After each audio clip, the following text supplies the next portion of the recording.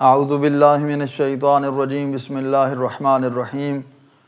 کن چیزوں کے لیے وضو کرنا واجب ہے؟ عام طور پر لوگ یہی سمجھتے ہیں کہ فقط اور فقط نماز کے لیے ہی وضو کرنا واجب اور ضروری ہے، نہیں بلکہ نماز کے علاوہ بھی اور چیزیں ایسی ہیں کہ جن کے لیے وضو کرنا انسان کے اوپر واجب ہو جاتا ہے۔ کون کون سی چیزیں ہیں کہ جن کے لیے وضو کرنا واجب ہے؟ سب سے پہلے نماز میت کے علاوہ تمام واجب نمازوں کے لیے وضو کرنا واجب ہے۔ جو آپ روزانہ نماز پڑھتے ہیں اس کے لیے وضو کرنا واجب ہے، لیکن جو نماز میت ہے یعنی نماز جنازہ، اس کے لیے وضو کرنا واجب نہیں ہے، وضو کرنا اس کے لیے مستحب ہے۔ لیکن انسان کو کوشش کرنی چاہیے کہ جب بھی نماز جنازہ پڑھے اس کے لیے وضو کیا ہوا ہو، چونکہ اس کا ثواب بہت زیادہ ہے۔ اس کے بعد دوسرے نمبر پہ ہے بھولے ہوئے سجدے اور تشہد کی قضا کے لیے، یعنی انسان سے غلطی ہوئی، سجدہ رہ گیا یا تشہد رہ گئی نماز مکمل کرنے کے بعد، اب اس نے سجدے کی قضا کرنی ہے یا تشہد کی قضا کرنی ہے، تو اب اس کے لیے ضروری ہے کہ وہ باوضو ہو۔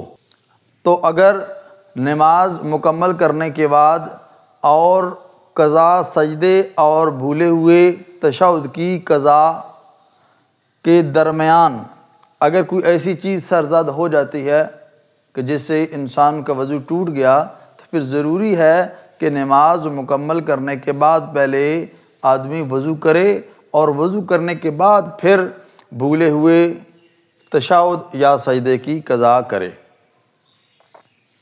اس کے بعد خانہ کعبہ کے واجب طواف کے لیے بھی وضو کرنا واجب ہے۔ خداوند کریم ہمیں لے جائے بیت اللہ حج کے لیے یا عمرے کے لیے، تو جب انسان حج بیت اللہ بجا لاتا ہے یا عمرہ بجا لاتا ہے تو اس کا ایک رکن ہے طواف کرنا، جو کہ واجب ہے۔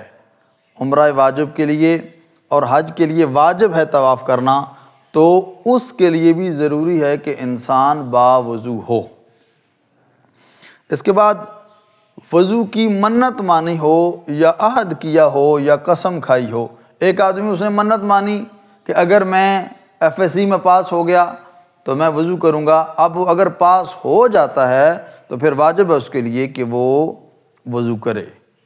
اسی طرح اگر کسی بندے نے قسم کھائی ہے، مثلا آئندہ اگر میں نے جھوٹ بولا یا اگر میری صبح کی نماز قضا ہو گئی تو میں وضو کروں گا، تو اگر اس کی نماز قضا ہو جاتی ہے یا وہ جھوٹ بول دیتا ہے تو پھر اس کے لیے واجب ہے کہ وہ وضو کرے، چونکہ اب اس کے اوپر وضو کرنا واجب ہو گیا ہے۔ کسی نے منت مانی ہو کہ قرآن مجید کا بوسہ لے گا۔ ہم پہلے ویڈیو میں عرض کر چکے ہیں کہ قرآن مجید کو بوسہ دینے کے لیے ضروری ہے کہ انسان باوضو۔ اگر انسان نے یہ منت مانی ہے کہ بوسہ لے گا تو اگر اس کی منت پوری ہو جاتی ہے تو اب واجب ہے اس کے لیے کہ وہ وضو کرے اور پھر قرآن مجید کو بوسہ دے۔ آخری، نجس شدہ قرآن مجید کو پاک کرنے کے لیے، قرآن مجید آپ نے دیکھا کہ نجس شدہ ہے، اب آپ اس کو پاک کرنا چاہتے ہیں تو ضروری ہے کہ آپ باوضو ہوں، چونکہ آپ کا ہاتھ مس ہوگا جب تو یہ فعل حرام ہوگا کہ آپ بغیر وضو کے قرآن مجید کو مس کر رہے ہیں، تو ضروری ہے کہ آپ باوضو ہو۔ ہاں، ایک صورت ہے اگر قرآن مجید نجس ہے اور آپ کو پتہ ہے کہ اگر میں وضو کے لیے جاتا ہوں تو اس کی بے حرمتی ہوگی، زیادہ بے حرمتی ہوگی، اگر آپ کو پتہ ہے کہ اس کی بے حرمتی ہوگی تو اس صورت میں آدمی بغیر وضو کے ہی اس کو پاک کر سکتا ہے۔